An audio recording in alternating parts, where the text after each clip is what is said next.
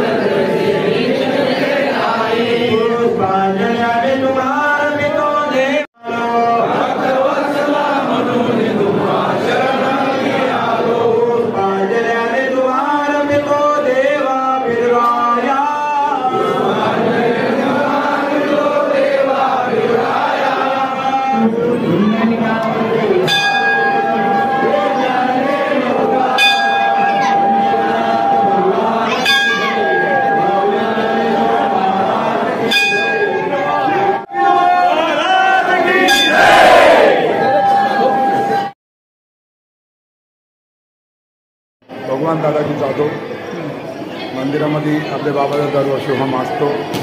गुढीपाडव्या टायमाला 7 दिवशी यात्रा येते. त्याच्यानंतर वर्षातून होम होतो. बाबांचं जागृत स्थान आहे मालेगाव तालुक्यात साकोरी आहे. बिरवा महाराजची जागृत स्थान आहे. बाबांचं एवढं सत्व आहे का विचारू नका. महाराष्ट्रामध्ये असं दैवत नाही आहे. बाबांची फार कसंही दुःख असलं तर बाबा कोणालाच काही होऊ देत नाही. बाबांच्या कृपेने सर्व चांगलं आहे. तर एवढी भाविक पब्लिक येते का विचारू नका. पब्लिक बाबांचं एवढं भाव आहे. मनात भाव असतं देव पावतो सर्वांना. सतीश लक्ष्मण ठाकरे. नमस्कार. मी राजाभाऊ खेरदार श्री बिरवा महाराज साकोरी ट्रस्ट याचा मी अध्यक्ष असून आज जी यात्रा भरती ती यात्रा जेव्हा गुढीपाडवा असतो गुढीपाडव्याच्या 7व्या दिवशी ही यात्रा भरल्या जाते. त्याच्यानंतर वर्षातून 2दा ही यात्रा भरल्या जाते. जेव्हा आपलं नवरात्र उत्सव चालू होतो दसऱ्याच्या आदल्या दिवशी म्हणजे 9व्या माळीला होम असतो मोठ्या प्रमाणात. त्या दिवशी सुरुवात करून 8 ते 10,000 पब्लिक. बिरवा महाराज.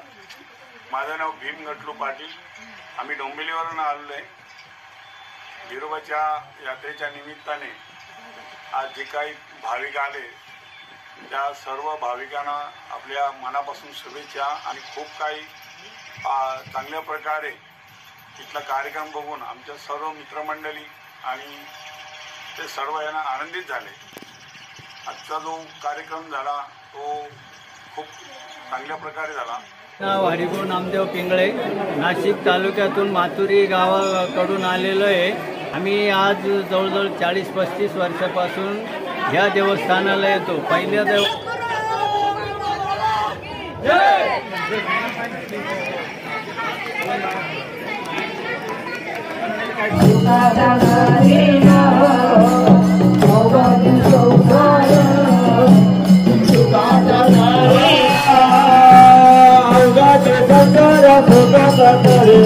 आनंद भरेना तेरे लोका संसार सुखात करीना आनंद भरेना तेरे लोका संसार सुखात करीना आनंद भरेना तेरे लोका संसार सुखात करीना आनंद भरेना तेरे लोका